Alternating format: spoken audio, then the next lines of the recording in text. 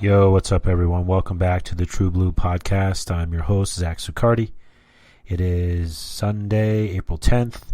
Shout out to my homegirl, Megan. It's her birthday, and my homie for Scherzes. It's his birthday as well. It's been a minute. But I'm glad to be back doing an episode. I went to New Jersey for my birthday. And I took my girlfriend, which was the first time I've taken anybody. So it was awesome. It was great. I had so much fun. It was just wonderful to be there, to show her all the things, places, people. It was just awesome. It was a really great trip.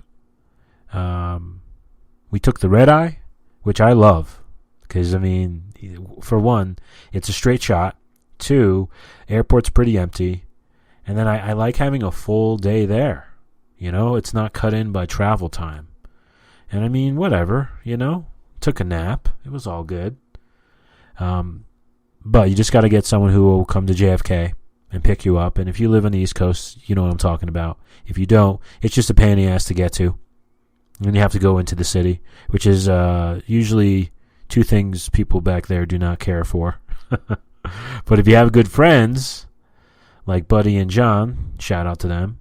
And good friends here who picked me up, my friend Jorge and my friend Mike, shout out to them.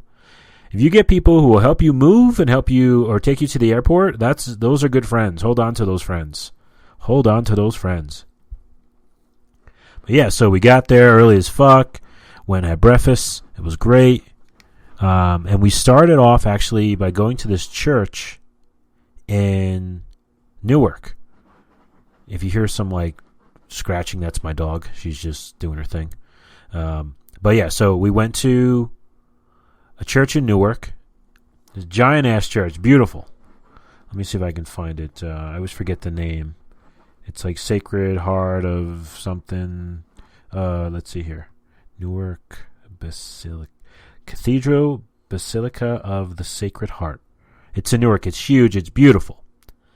But it was a great way to start our trip because it kind of centered us. We were able to go and walk around, and it's just so beautiful in there, and we did some praying. I used to, when my friend John would pick me up, we would go and work out right away. That would be the first thing that we do. And that was another great way of starting out a trip like this. So I'm glad to find this as well, going to the church. And I think I want to make this a theme. Because traveling back home, it can be emotional. It can be just a lot with any kind of travel.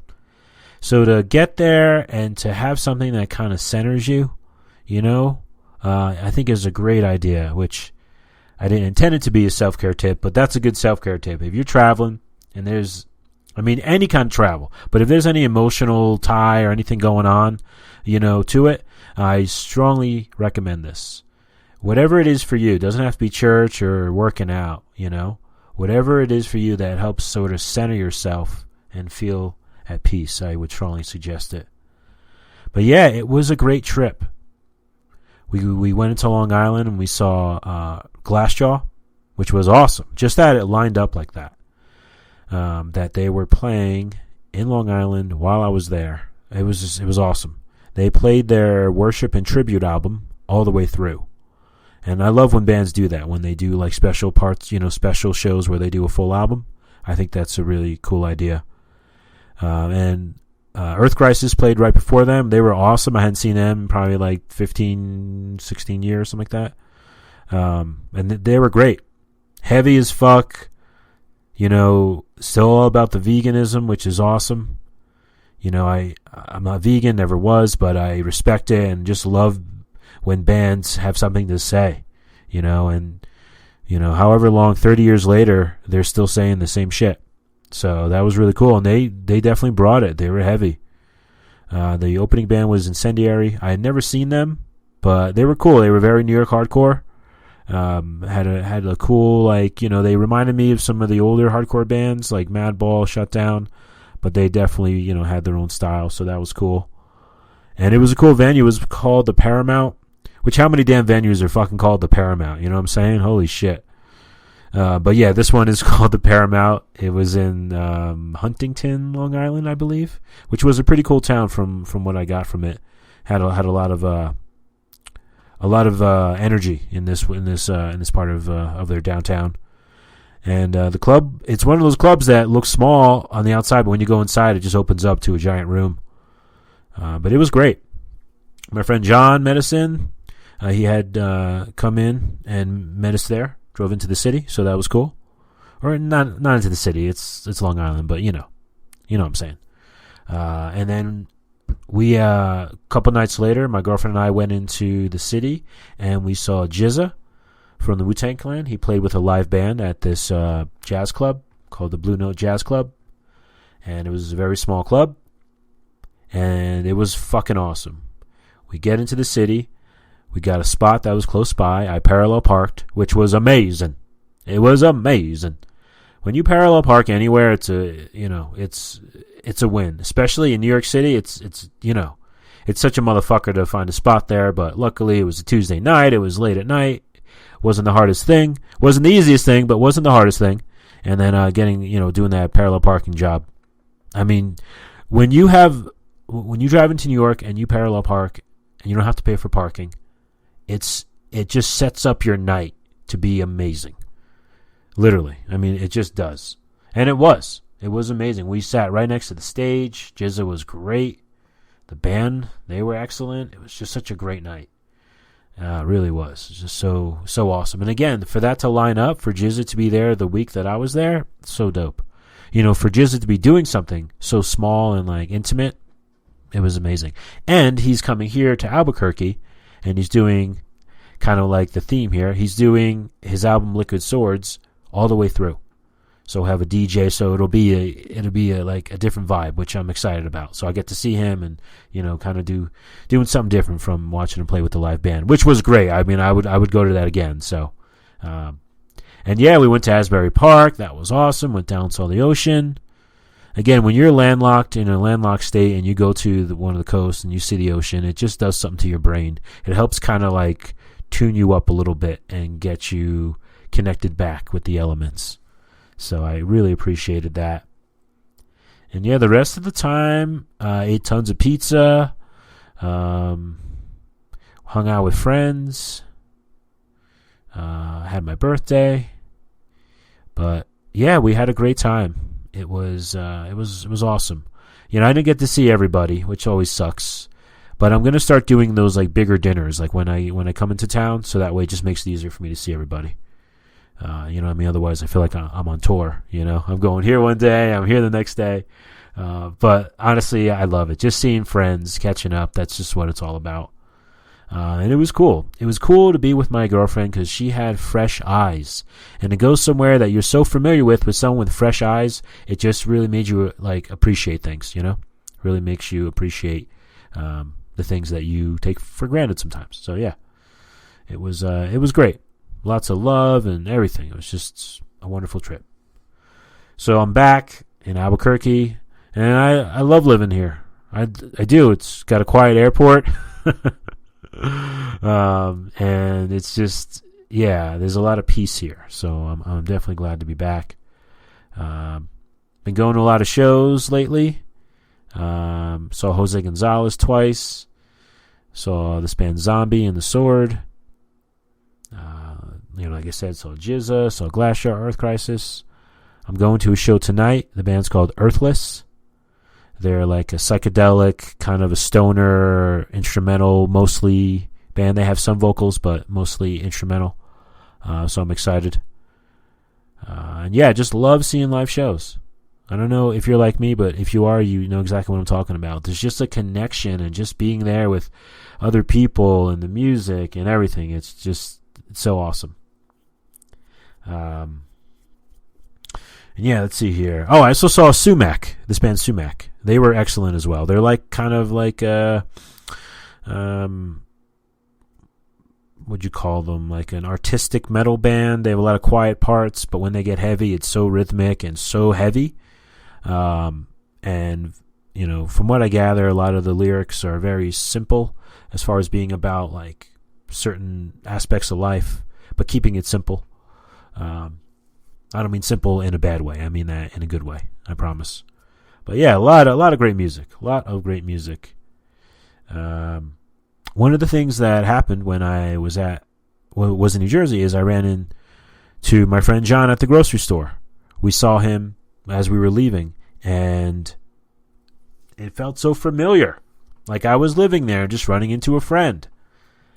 You know how when you see someone that you run into that you don't expect, you have that couple seconds of just processing it, and you're going, wait a minute, did we plan this? No. Is this a surprise? You look around real quick, you don't recognize anyone? No. You know, like, yeah. But it was so cool because just seeing them, and it was just like we were there on a Tuesday night, living there, and we ran into our friend John, and it was just awesome. Yeah, just the simple things, you know? When I go back to New Jersey, it's just those things of connecting and just loving my friends and family, and this time with being there with my girlfriend. It was great. Just great. But on the way back, we did miss a flight. And it was my fault. I totally fucked up. I wanted a hamburger. I misread because our flight was delayed. I misread the fucking time and shit. And we missed it. And it sucked. But it wasn't that bad. We figured it out. We got everything booked. The next day didn't cost anything more. We stayed at this kind of shady hotel called the JFK Inn. But our room was real nice. But it just gave you that like kind of like murderous, like definitely not kept so well vibe. But, you know, our room was real nice, and the cleaning staff was real cool, and, you know, it went pretty smooth. But yeah, missing a flight sucked. I feel like I kind of earned a badge, you know, from like having to go through that process, booking another flight, hotel, Ubers, and all that. But yeah, all in all, it was great. It was great. So yeah, that's a little recap of just sort of what's been going on, catching you up a little bit. Let's get into a self-care tip of the week, y'all.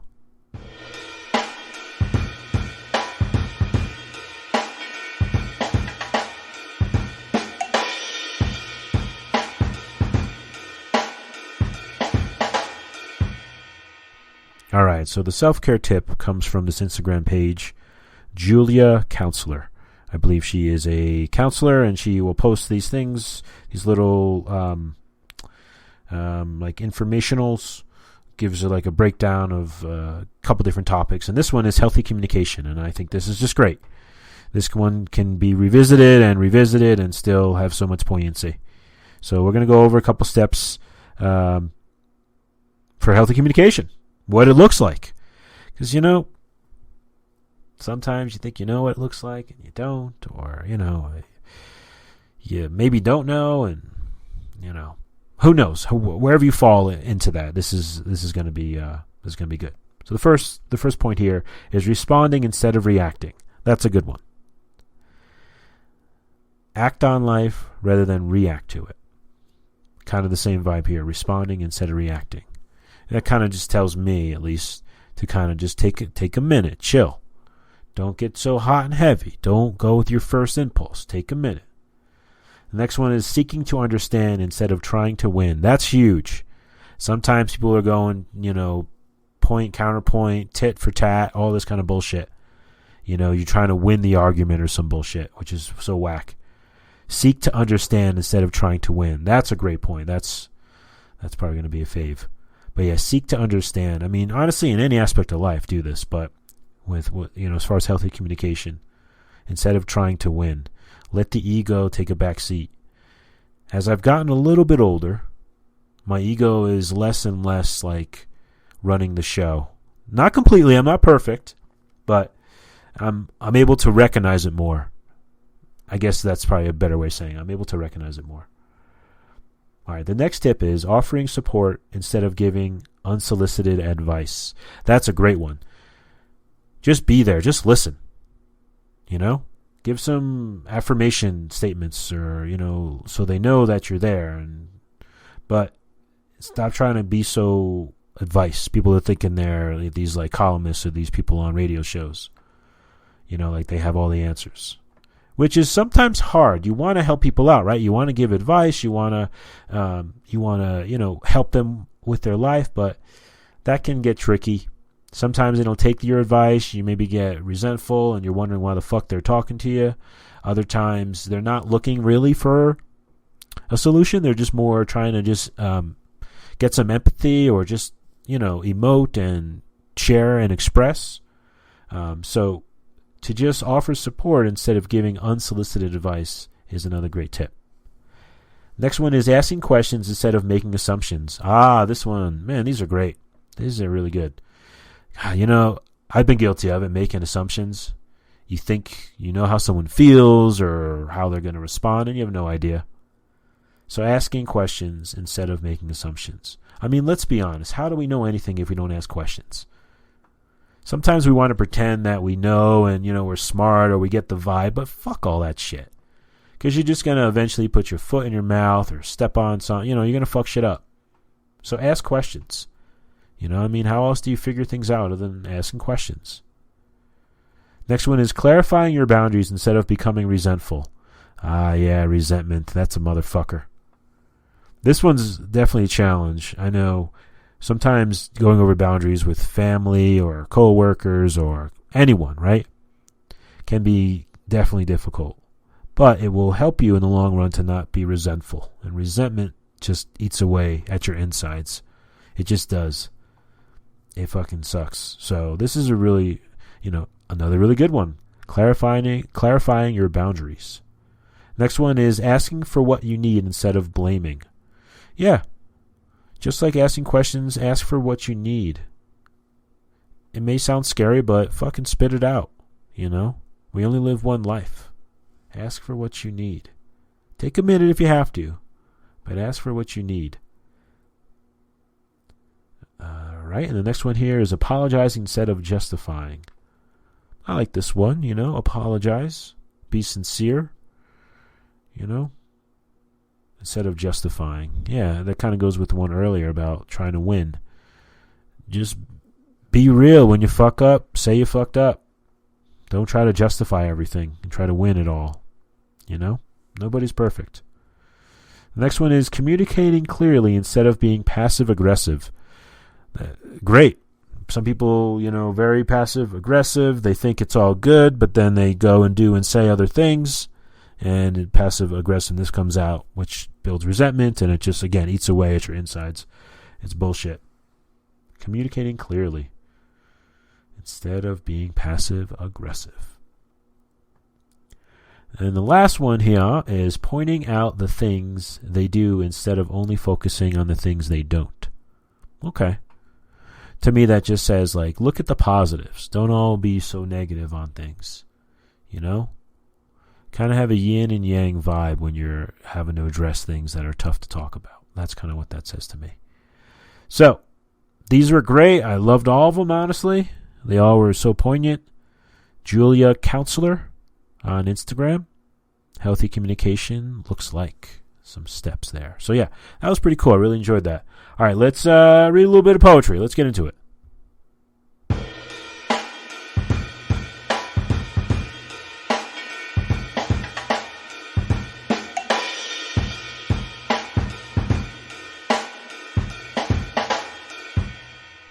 All right, cool. So I'm going to read from the Haiku Anthology. I go back and forth with this one and then Haiku Moments. That's the other anthology-ish book I read out of. This one is called the Haiku Anthology, so I hope I'm confusing the hell out of you. Anyway, it's great haiku. I'm not going to read who they're from because that would take forever. I'll just go ahead and start reading. I'm going to start on page 2. Billboards wet in spring rain. The circus tent all folded up. October mist. Snow falling on the empty parking lot. Christmas Eve. A night train passes. Pictures of the dead are trembling on the mantelpiece. That's brutal. I love that one. That's really cool. A night train passes. Pictures of the dead are trembling on the mantelpiece. The names of the dead sinking deeper and deeper into the red leaves. Winter burial. A stone angel points his hand at the empty sky. Those are really morbid, but really good. I like those. Sunset. One last parachute floats slowly down. Spring is here. The cat's muddy paw prints on the windowsill. Sun behind the hills. The fisherman ships his oars and drifts into shore. Longing to be near her, I remember my shirt hanging in her closet. That's awesome. The telephone rings only once. Autumn rain. Freshly fallen snow opening a new package of typing paper. The evening star just above the snow, the tip of an elder brush.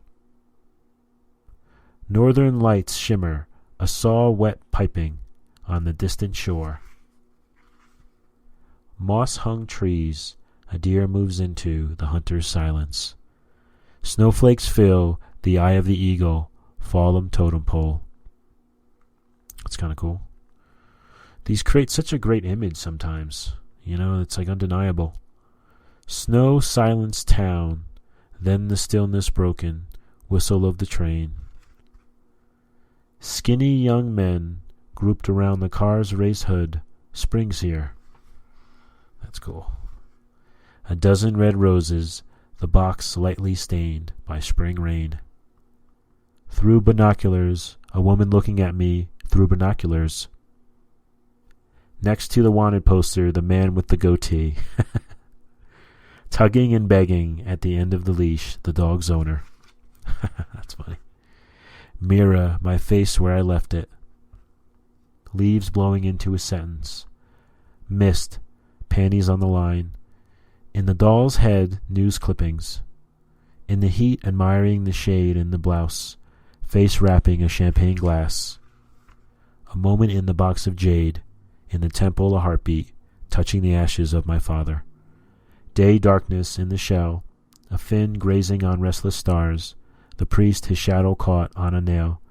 January 1st, the fingers of the prostitute cold. I end in shadow. Pretty cool. All right, a couple more here. Long meeting, I study the pattern, embossed on the napkin. Morning surf, a dog fills the sky with seagulls. That's awesome. Sheet lightning, the face near the top of the Ferris wheel. The puppet leaning from his booth blinks at the rain. Outside the pub, the sailor faces the wind. Deserted wharf, the mime bows to the moon. After washing up, putting a warm plate back in the cold cupboard. Well, there you have it. There's pages 2 through 20 in the Haiku Anthology. Those are really cool. Really enjoyed those. All right, let's get on to the True Blue playlist song of the week. Fuck you! Fuck you! Whoa, relax. Fuck you! I feel like I'm back in Jersey.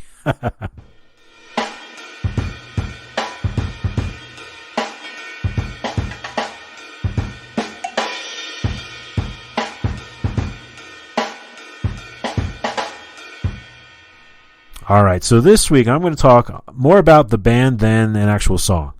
The band is Nation of Language, and they are fairly new, probably the last couple of years. They're out of Brooklyn, New York. I heard them by listening to a playlist of new releases. And oddly enough, this song was included, and then it was taken off because it wasn't a new release. It came out like last year. But I heard it anyway, and it was fucking awesome. The song I first heard was called Wounds of Love. It's on an album called A Way Forward. It did come out in 2021. And honestly, I could speak on all the songs on their first two albums because they're all excellent.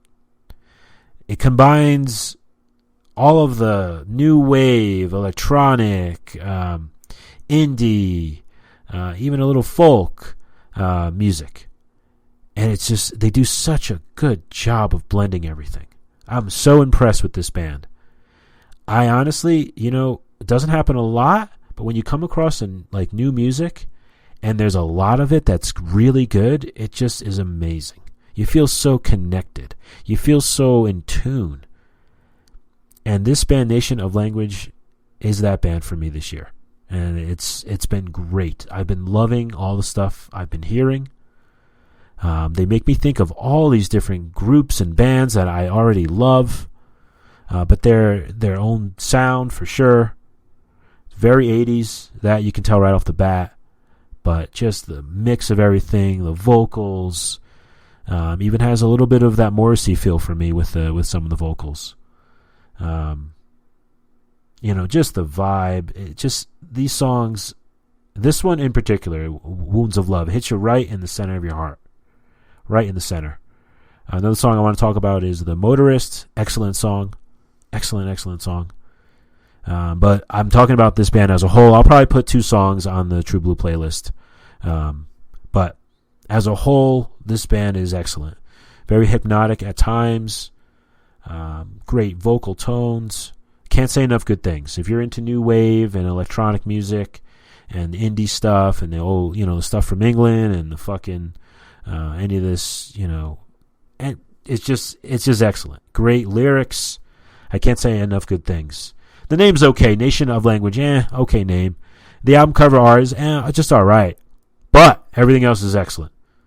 Everything else is fucking excellent. So, that's the True Blue playlist of the week. I'm going to add 2 songs from Nation of Language. This has been the True Blue podcast. Thanks for rocking with me. I'm so grateful for anyone who listens. And I hope everyone has an awesome week. All the best to you guys. God bless.